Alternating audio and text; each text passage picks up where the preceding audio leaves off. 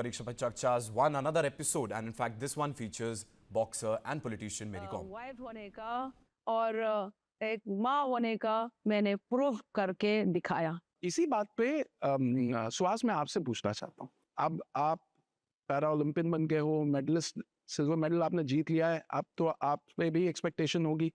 अच्छा, IAS officer की आपकी जो नौकरी है उसमें भी कोई चूक नहीं हो सकती, तो इन दो चीजों को आप बैलेंस कैसे करते हैं? Your mind is your greatest friend and your greatest enemy. हम जब परीक्षा लिखने जाते हैं, वो जिंदगी की कोई परीक्षा हो, स्पोर्ट्स की हो, ओलंपिक्स हो, पैरालंपिक्स हो, या 10th की हो, 12th की हो, कोई भी परीक्षा, नर्वस एनर्जी तो हर एक इंसान के अंदर होती ही है।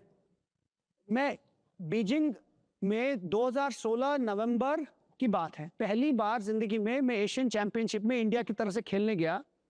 इतना मैं डर गया था कि पहला सेट हार गया, और दूसरा सेट भी जब ड्रिंक्स ब्रेक हुआ तो उसमें मैं पीछे चल रहा था।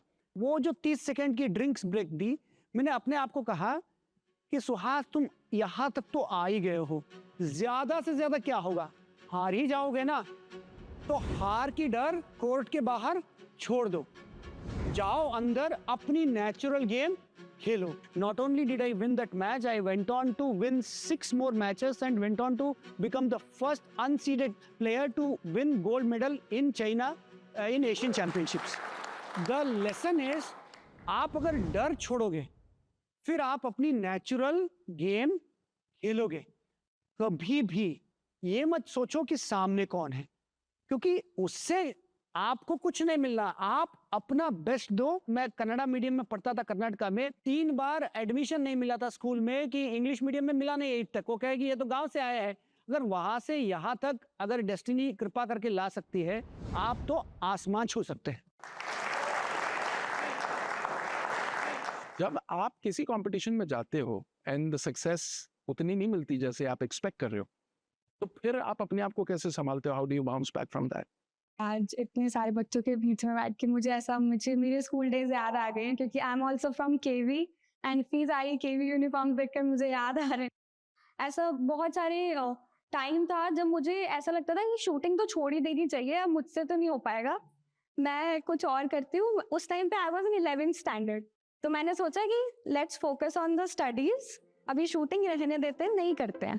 हम डरते उन चीज़ों से जिनके बारे में हमें नॉलेज नहीं होती, तो मैंने एक एक करके नॉलेज गेन करनी शुरू करी कि ये मुझे पढ़ना है, ये मुझे सीखना है, इम्प्रूव करना है मेरी टेक्निक में। और फिर ऐसे करते करते मेरा जो डर है ना, वो धीरे धीरे कम होता गया।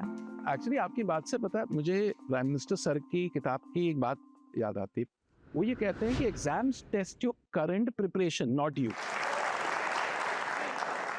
अब आपको मौका मिलेगा सवाल पूछने का। My question is that I also want to become a sports person. So how do I convince my parents for allow me to choose becoming a sports person as a career? सबसे पहले आप अपने आप से पूछिएगा कि do you think you can achieve the top 3 or 5% in whatever field you choose? And second, do you have the passion to do it?